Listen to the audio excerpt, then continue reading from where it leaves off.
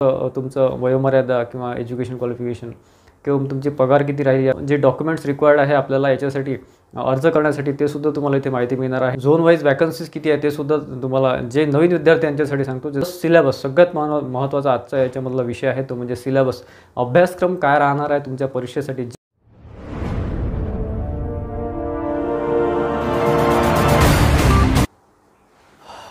विद्यार्थी मित्रांनो, माझं एक वाक्य किंवा माझं एक स्टेटमेंट नेहमी आयुष्यामध्ये लक्षात ठेवा. आयुष्यात संधी सगळ्यांना मिळत असते, परंतु संधीचं सोनं जे करतात तेच आयुष्यामध्ये सक्सेसफुल होतात, तेच आयुष्यामध्ये यशस्वी होतात.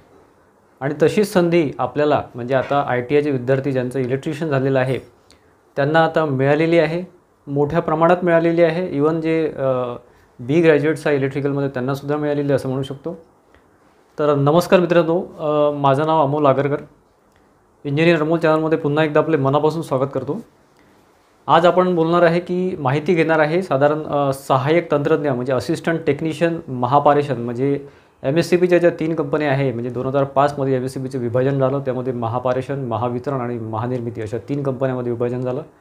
त्यामध्ये महापारेषण ही कंपनी विद्युत वहनाचं काम करते, म्हणजे विद्युत जी प्रोड्यूस होते किंवा आपण म्हणतो त्याला प्रोडक्शन होते महानिर्मिती कंपनीमध्ये, तिथून ते वहन करून ती जी एनर्जी आहे किंवा ती जी इलेक्ट्रिसिटी आहे ती डिस्ट्रीब्युशन जे ट्रान्सफॉर्मर असतात तिथपर्यंत किंवा सबस्टेशनपर्यंत पोहोचवण्यात येते किंवा डोमेस्टिक जे काय आपलं आपण वापरतो तो तिथपर्यंत पोहोचवण्यात येते. त्याचं काम, वहनाचं काम, इलेक्ट्रिसिटी वहनाचं काम जे आहे ते महापारेषण करत असतं मित्रांनो. पॉवर स्टेशन बघतो मोठे मोठे 132 kV 220 kV वगैरे, तर ते महापारेषणच्या अंडरमध्ये येतात. ठीक आहे.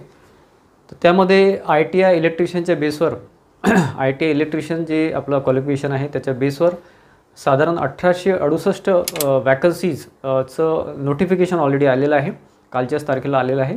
त्याच्यामध्ये पुढल्या काही दिवसामध्ये साधारण एक 5-6 दिवसामध्ये ऑफिशियल साईटवर म्हणजे मिशन नोटिफिकेशन बघायला मिळेल. ठीक आहे. तर आज आपण ॲक्च्युली जे माझे जुने विद्यार्थी आहेत ज्यांनी ऑलरेडी मला 1-1.5 वर्षापासून सबस्क्राईब केलं आहे किंवा ते फॉलो करतात त्यांना आपण सगळी माहिती आतापर्यंत पोहोचवलेली आहे. त्यांचा अभ्यास बऱ्यापैकी त्यांचा सुरू आहे, चांगल्या स्पीडमध्ये सुरू आहे. आजच्या व्हिडिओमध्ये आपण महत्त्वाची माहिती द्यायचा प्रयत्न करणार आहे सहाय्यक तंत्रज्ञ महापारेषणबद्दल. ठीक आहे. तर त्या रिलेटेड आपण काही तुम्हाला मुद्दे मी सांगणार आहे, जसं तुमचं वयोमर्यादा किंवा एज्युकेशन क्वालिफिकेशन किंवा तुमची पगार किती राहील, तुमचं जरी मिळालं तर ही पोस्ट मिळाल्यानंतर तुमचा पगार किती राहील, जे डॉक्युमेंट्स रिक्वायर्ड आहे आपल्याला याच्यासाठी अर्ज करण्यासाठी ते सुद्धा तुम्हाला इथे माहिती मिळणार आहे. झोन वाईज वॅकन्सीज किती आहे ते सुद्धा तुम्हाला, जे नवीन विद्यार्थी यांच्यासाठी सांगतो, जे झोन वाईज वॅकन्सी आहे ते सुद्धा तुम्हाला माहिती पडणार आहे. आणि प्लस सिलेबस सगळ्यात महत्त्वाचा आजचा याच्यामधला विषय आहे तो म्हणजे सिलेबस. अभ्यासक्रम काय राहणार आहे तुमच्या परीक्षेसाठी, जे काही आता ॲड निघाल्यानंतर 2-2.5 महिन्यामध्ये जी एक्झाम होणार आहे त्याच्यामध्ये एक्झाम पॅटर्न काय आहे आणि त्याचा अभ्यासक्रम काय राहणार आहे त्याबद्दल आपण आजच्या व्हिडिओमध्ये पूर्ण माहिती घेणार आहे. ठीक आहे. त्याच्यामुळे व्हिडिओ कुठे स्किप करू नका मित्रांनो, पूर्ण व्हिडिओ नीट ऐका, तुम्हाला बरीच काही माहिती आजच्या व्हिडिओमध्ये मिळणार आहे. महापारेषण तंत्रज्ञ साधारण 1868 वॅकन्सी, जम्बो वॅकन्सी आलेली आहे, न भूतो न भविष्यती अशी वॅकन्सी आलेली आहे. जे काही आपण 1-1.5-2 वर्षापासून पाठपुरावा घेत होतो, फॉलोअप घेत होतो, याच्यावर जे काही विद्यार्थी मित्रांना आपण माहिती देत होतो अभ्यासाबद्दल, बुक लिस्ट असेल तुमचं, सगळी माहिती आपण दिलेली आहे आतापर्यंत. तर त्या रिलेटेड ही वॅकन्सी आता आलेली आहे मित्रांनो. फायनली ही वॅकन्सी आलेली आहे. पुढच्या 2-4 दिवसामध्ये ती ऑफिशियल साईटवर सुद्धा येऊन जाईल, त्यामुळे तयारीमध्ये राहा. तर त्यामधलं आधी आपण सगळी माहिती घेऊ की ज्यामध्ये तुमचं जे काही डिटेल्स तुम्हाला आवश्यक असेल ते सगळं मी काढायचा प्रयत्न केला PDFच्या स्वरूपामध्ये. तर ते आपण आधी माहिती घेऊ त्याबद्दल. महाट्रान्सको जे काही रिक्रुटमेंट आपलं आलेलं आहे त्यामध्ये आधीचं टेक्निशियन 4 हे पद होतं, आता सहाय्यक तंत्रज्ञ म्हणजे असिस्टंट टेक्निशियन. त्यामध्ये तुम्हाला एज्युकेशनल क्वालिफिकेशन जे लागणार आहे ते 10th म्हणजे 10वी बेसवर हे राहणार आहे. 10वी प्लस तुमचं ITI इलेक्ट्रिशियन. ठीक आहे. आणि ॲप्रेंटिस हे कंपल्सरी नाही आहे, म्हणजे तुमचं महाट्रान्सकोचं ॲप्रेंटिस असेल तर तुम्हाला 10% रिझर्वेशन मिळते. परंतु आता नवीन जाहिरातीमध्ये काय बदल होत आणि सॅलरीमध्ये बघा 25,880 ही बेसिक सॅलरी आहे. त्यामध्ये थोडंफार आता वाढ झालेली आहे आणि टोटल सॅलरी साधारण 40,000 प्लस तुमची जाईल. सध्याची सॅलरी आहे ती 40,000 प्लस जाईल. ही 36,000 ही आधीची सॅलरी आहे. ही टोटल आजच्या स्केलमध्ये तुम्हाला साधारण 40,000 प्लस वगैरे जाऊ शकते सॅलरी. ठीक आहे. त्यानंतर बघा एज लिमिट, सगळ्यात महत्त्वाचं फॅक्टर जे विद्यार्थी मित्र भरपूर विचारतात त्यामध्ये एज लिमिट बघा साधारण 18 ते 33 ओपनसाठी आहे आणि कॅटेगरीसाठी 38 आहे, 18 ते 38. परंतु त्यामध्ये काही बदल करण्यात आलेले आहे. आता जी यावर्षीची जाहिरात आलेली आहे 31 डिसेंबर 2023पर्यंत, त्यामध्ये 2 वर्ष तुम्हाला रिलॅक्सेशन मिळणार आहे. त्यामुळे 33 जे आहे ओपनसाठी ते 35 होईल. ते जाहिरात आल्यावर कळलं जातं. आणि बाकी कॅटेगरीसाठी OBC, SC, ST, VJ, NT वगैरे जे असेल ते सगळे 38च्या ऐवजी तुम्हाला 40पर्यंत एज लिमिट चालेल. तुम्ही फॉर्म भरू शकता 40पर्यंत, ठीक आहे, रिझर्वेशनसाठी. आणि बाकी एक्झाम पॅटर्न जर बघितलं मित्रांनो, तर एक्झाम पॅटर्नमध्ये तुम्हाला 130 प्रश्न 150 मार्क्ससाठी राहतं. आणि त्यामध्ये तुम्हाला इलेक्ट्रिशियन थेअरी जी राहते ते 50 प्रश्न 110 मार्क म्हणजे 2.2चं वेटेज राहते प्रत्येक प्रश्नाला. त्यानंतर मराठी 20 प्रश्न 10 मार्क, रिझनिंग 40 प्रश्न 20 मार्क म्हणजे बुद्धिमत्ता, आणि ॲप्टिट्यूड म्हणजे अंकगणित 20 प्रश्न 10 मार्क. यामध्ये निगेटिव्ह मार्किंग असतं मित्रांनो, 1/4 निगेटिव्ह मार्किंग आहे त्यामध्ये. म्हणजे तुमचे जर इलेक्ट्रिशियन थेअरीमध्ये 4 प्रश्न जर तुमचे चुकले तर तुमचा 2.2 एवढं मार्क्स कमी होतात. आणि जर ॲप्टिट्यूड, रिझनिंग किंवा मराठीमध्ये तुमचे 4 प्रश्न जर चुकले तर तुमचा हाफ मार्क म्हणजे अर्धा मार्क कमी होतो, ठीक आहे. आणि ॲप्रॉक्सिमेट कट ऑफ मित्रांनो, झोन वाईज जागा असल्यामुळे ॲप्रॉक्सिमेट कट ऑफ काढणे अतिशय कठीण आहे. परंतु मागचा जो कट ऑफ आहे या आधीच्या जाहिरातीचा, तो हायेस्ट कट ऑफ साधारण 50%च्या जवळपास होता. आता 55 किंवा 60पर्यंत सुद्धा जाऊ शकतो ओपनचा, ठीक आहे. बाकी OBC यापेक्षा थोडं कमी आणि बाकी कॅटेगरीज यापेक्षा कमी, म्हणजे 50 ते 60% कट ऑफ येऊ शकतो. म्हणजे साधारण 150पैकी तुम्हाला ॲटलिस्ट 90 ते 95 मार्क्स असणं आवश्यक आहे. बाकी कॅटेगरी वाईज थोडेफार कमी जास्त चालतात. महत्त्वाचे डॉक्युमेंट्स जे आपल्याला लागणार आहे महापारेषण सहाय्यक तंत्रज्ञासाठी अर्ज करताना लागणारे उपयुक्त कागदपत्रे, सगळ्यात पहिलं सर्टिफिकेट म्हणजे डोमेसाईल सर्टिफिकेट तुम्हाला लागेल. त्यानंतर नॉन क्रिमिनल, जर तुम्ही कॅटेगरीमध्ये असाल OBCमध्ये असेल तर नॉन क्रिमिनल लागेल. इथे मी कास्ट सर्टिफिकेट थोडंसं इथे मिस झालं माझ्याकडून, कास्ट सर्टिफिकेटसुद्धा लागेल जर तुम्ही कॅटेगरीमध्ये असाल तर. त्यानंतर कास्ट व्हॅलिडिटी सर्टिफिकेट किंवा जात वैधता प्रमाणपत्र, परंतु हे तुम्हाला सिलेक्शन झाल्यानंतर काही दिवसामध्ये सबमिट करावं लागतं. त्यासाठी वेळ मिळतो तुम्हाला. महिला आरक्षण प्रमाणपत्र, जर तुम्ही ओपनमध्ये वुमन्स रिझर्वेशनमध्ये फॉर्म भरत असाल तर महिला आरक्षण प्रमाणपत्र WR सर्टिफिकेट तुम्हाला लागेल. अपंग सर्टिफिकेट जर तुम्ही अपंगामध्ये फॉर्म भरत असाल तर, माजी सैनिक जर तुम्ही त्यामध्ये फॉर्म भरत असाल तर, प्रकल्पग्रस्त, भूकंपग्रस्त, खेळाडू प्रमाणपत्र सगळं लागेल. तुमचा ईमेल ID, मोबाईल नंबर तुम्हाला व्हॅलिड असणं आवश्यक आहे फॉर्म भरताना. त्यानंतर स्कॅन फोटो वगैरे लागेल. याचा स्क्रीनशॉट तुम्ही घेऊ शकता मित्रांनो. स्कॅन फोटो, याचे साईज वगैरे बघा. म्हणजे हे तुम्ही तयारीमध्ये असणं आवश्यक आहे. जाहिरात पुढच्या कोणत्याही दिवशी येऊ शकते, त्यामुळे हे तुम्ही तयारीमध्ये ठेवा सगळे डॉक्युमेंट. स्कॅन सिग्नेचर ब्लॅक पेननी वगैरे. त्यानंतर बघा कागदपत्रे तुमचे 500 KB प्रत्येक डॉक्युमेंट लागेल. हे जे डॉक्युमेंट सांगितले ते सगळे. त्यामध्ये अर्जाची प्रिंट काढणे, लास्ट ॲप्लिकेशन जे असतं म्हणजे तुमच्या अर्जाची प्रिंट तुम्हाला काढावं लागेल. आणि फक्त एकाच परिमंडळामध्ये अर्ज करता येईल. आता मी तुम्हाला पुढे परिमंडळामध्ये कुठे किती जागा आहे ते सुद्धा सांगणार आहे. परंतु तुम्हाला एका कुठल्याही परिमंडळामध्येच म्हणजे झोनमध्ये अर्ज करता येईल, लक्षात घ्या.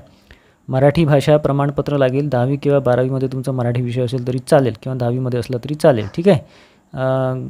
गैर मराठी जर तुम्ही असाल, हिंदी असाल किंवा तुमचं मराठी कुठे नसेल याच्या आधी एज्युकेशनमध्ये, तर तुम्हाला 3 वर्षात मराठी ही भाषा उत्तीर्ण करणे आवश्यक असते, ठीक आहे.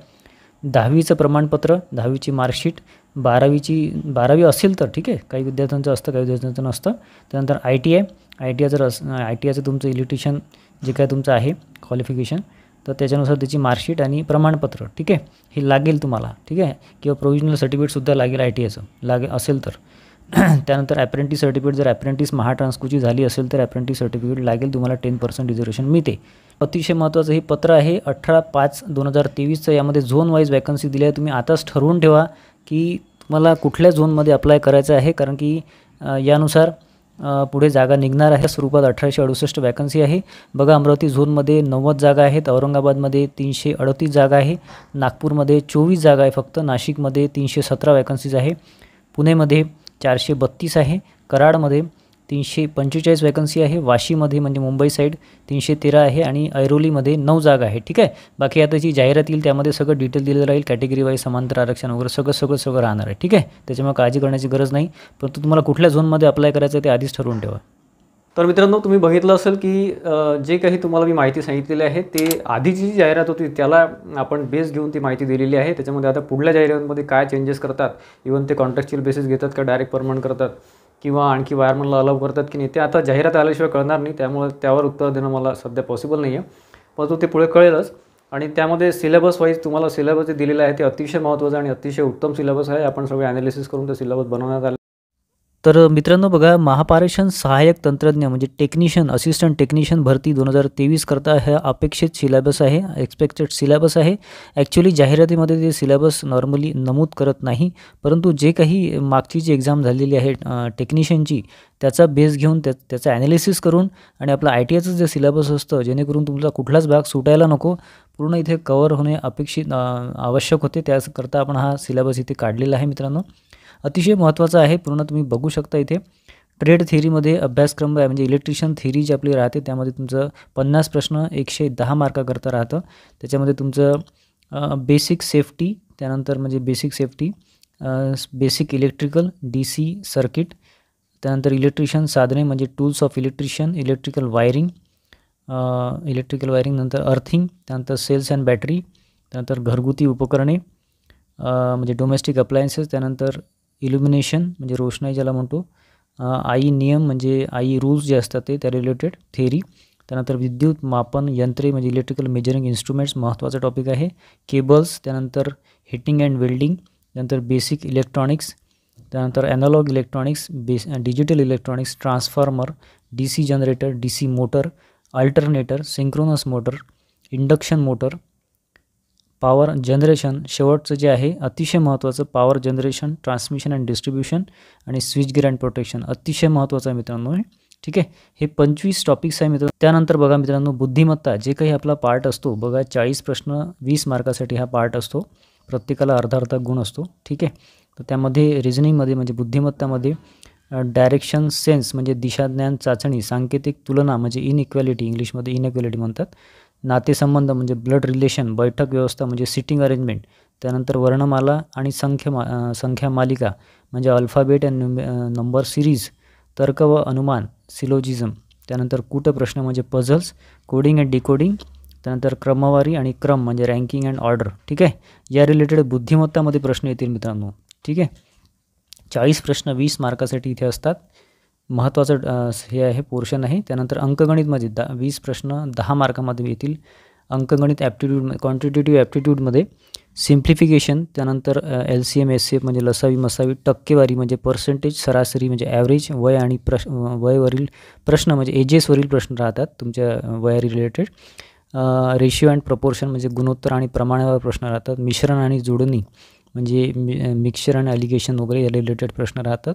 त्यानंतर क्वाड्रॅटिक इक्वेशन, चतुर्भुज समीकरण, वेळ, वेग आणि अंतर महत्त्वाचं आहे, टाईम, स्पीड आणि डिस्टन्स, वेळ आणि काम म्हणजे टाईम अँड वर्क, पाईप आणि टाकी म्हणजे पाईप अँड सिस्टम्स, त्यानंतर बोट आणि प्रवाह, बोट अँड स्ट्रीम, नफा आणि तोटा, प्रॉफिट अँड लॉस महत्त्वाचं आहे, सरळ व्याज, चक्रवाढ व्याज, सिम्पल इंटरेस्ट, कंपाऊंड इंटरेस्ट हे सुद्धा महत्त्वाचं आहे, संख्या मालिका, नंबर सिरीज हे सुद्धा महत्त्वाचं आहे, डेटा इंटरप्रिटेशन हे सुद्धा महत्त्वाचं आहे. ठीक आहे, त्यानंतर शेवटचं म्हणजे आपले 20 प्रश्न 10 मार्क ज्यावर असतात ते म्हणजे मराठी टॉपिक.